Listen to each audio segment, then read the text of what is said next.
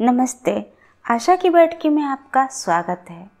शुभम करोति कल्याणम, आरोग्यम धन संपदा, शत्रु बुद्धि विनाशाय, दीपः ज्योति नमस्तुते।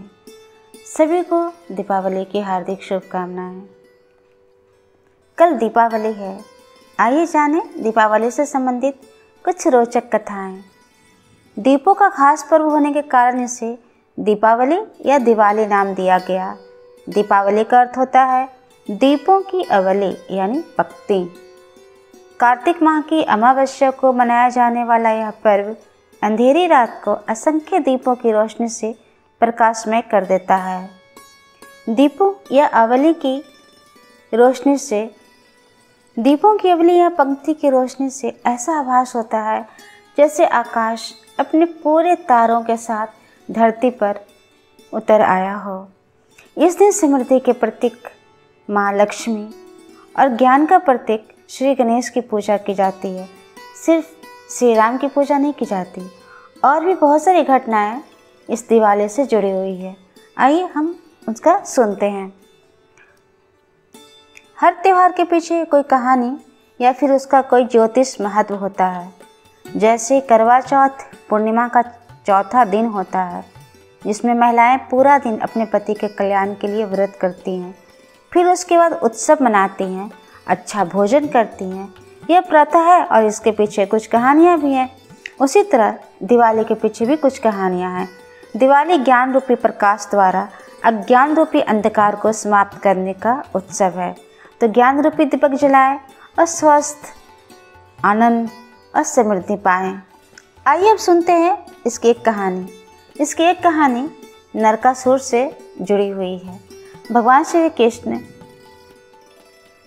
के काल में नरकासुर नाम का एक अति बलशाली दैत्य था। वो इतना बलशाली था कि उसे कोई परास्त नहीं कर सकता था। स्वयं भगवान श्री कृष्ण भी परास्त नहीं कर सकते थे। उसे यह वरदान प्राप्त था, उसकी मृत्यु सिर्फ एक औरत के द्वारा ही हो सकता है। औरत या नारी, उसे महत्वहीन समझा जाता है। लेकिन इसी नारी श्री कृष्ण की पत्नी सत्यभामा ने नरकासुर को परास्त किया था। जब सत्यभामा के पति श्री कृष्ण मूर्छित हुए तो सत्यभामा ने युद्ध का संचालन अपने हाथ में लिया। नरकासुर को यह ध्यान ही नहीं आया। उसे लगा यह एक नारी है, क्या कर सकती है, मगर एक नारी ने ही उसे परास्त किया। लेकिन इसके पीछे कृष्ण का भी हाथ था। उसका नाम नरकासुर इसलिए पड़ा था क्योंकि वह जहाँ भी जाता वहाँ लोगों को कष्ट देता, उसे अपार पीड़ा देता। उसका नाम ही नरकासुर पड़ गया। लेकिन जब उससे मरते समय उससे पूछा गया कि अब तुम्हारी आखिरी इच्छा क्या है, तब उसने कहा, मेरी आखिरी इच्छा है मेरी मृत्यु सबके जीवन में प्रकाश लाए। तो फिर सभी लोगों ने दिए जलाए, जितने हो सके उतना दिया जलाया, जीवन का उत्सव मनाया। सभी कड़वाहट भूलकर जीवन को उल्लासित होकर इस तरह मनाया कि दिवाली का जन्म हुआ। इस तरह से और भी कहानियाँ हैं। भगवान राम 14 वर्ष के पश्चात वनवास के पश्चात अपनी पत्नी सीता और भाई लक्ष्मण के साथ अयोध्या लौटे। इस खुशी में दिवाली मनाई जाती है। दीपावली के दिन अयोध्या के राजा राम अपने 14 वर्ष के वनवास के पश्चात लौटे थे। अयोध्या वासियों का हृदय अपने परम प्रिय राजा के आगमन से हर्षित हो उठा था। श्री राम के स्वागत में अयोध्या वासियों ने घी के दीपक जलाए। कार्तिक मास की सघन काली अमावस्या की वह रात्रि दियों की रोशनी से जगमग हो उठी। तब से आज तक भारत के लोग प्रतिवर्ष यह प्रकाश का पर्व हर्ष और उल्लास से मनाते हैं। भारतीयों को विश्वास है कि सत्य की सदा जीत होती है, असत्य की हार होती है, अंधकार पर प्रकाश की विजय होती है।